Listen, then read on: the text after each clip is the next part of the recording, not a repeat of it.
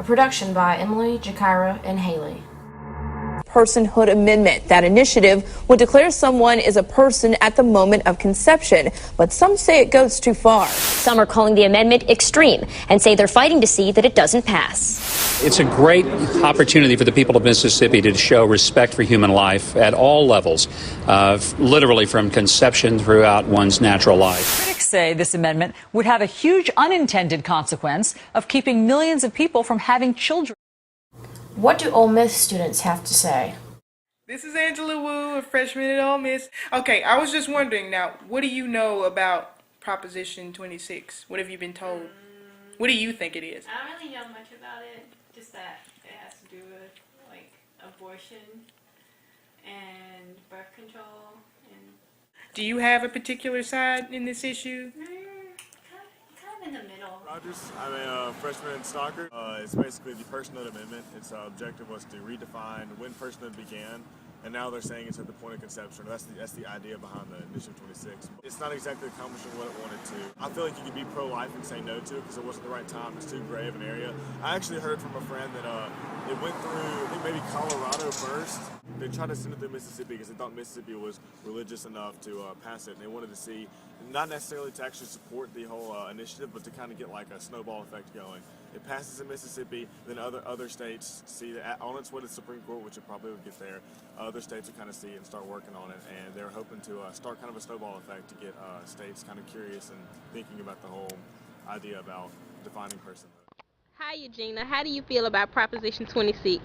I don't support Proposition 26 because I believe that women should have the right to choose whether or not they want to keep their child or not. From the information that I do know about Initiative 26, I feel that they shouldn't take out birth control, but I feel that they should take out abortion.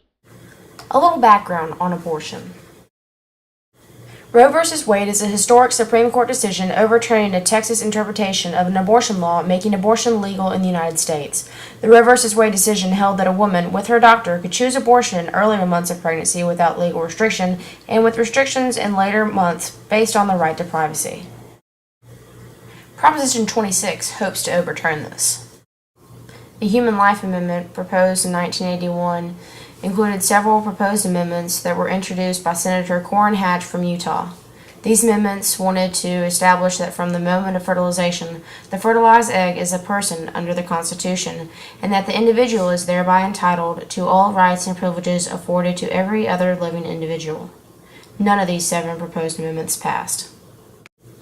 Also in 1981, the Family Protection Act, introduced by Senator Roger Jepsen of Iowa, wanted to provide that parents be notified when an unmarried minor receives contraceptive devices or abortion-related services from federally funded organizations.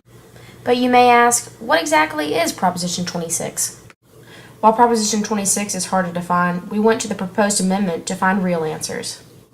Bans all abortion, no exceptions. Bans the most popular forms of birth control and some types of fertility treatment. It could potentially turn a miscarriage into cause for a criminal investigation. Colorado also voted on a personhood amendment in 2008 and 2010. The majority opposed the amendment in both votings. Now that we know that Proposition 26 includes more than just abortions, what do our Ole Miss students think? Just because I felt like it's not the right time. It wasn't about me being pro-life or pro-choice or anything like that. I just felt like it wasn't the right time to make that assessment yet, and it was too undefined, too gray, the entire initiative, and people didn't really know where it was going to take us, so they need to reword it, amend it, I guess. There's extremities, and there's I guess, ways you can get out of it in a lot of ways.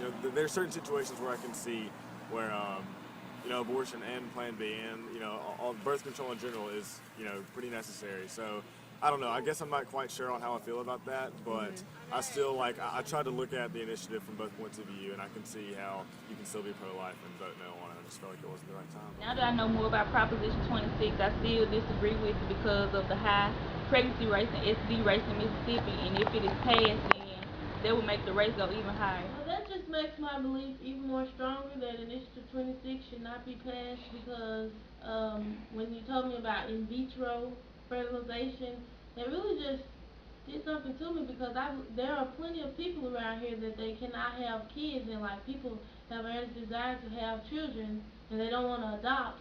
I feel that if it is any way possible that a doctor could cause this person to have a child by different medications or, things that they can do, I feel that they should do it because people are entitled to what they, if they want children, they should be able to get children if it's a legal way to do it.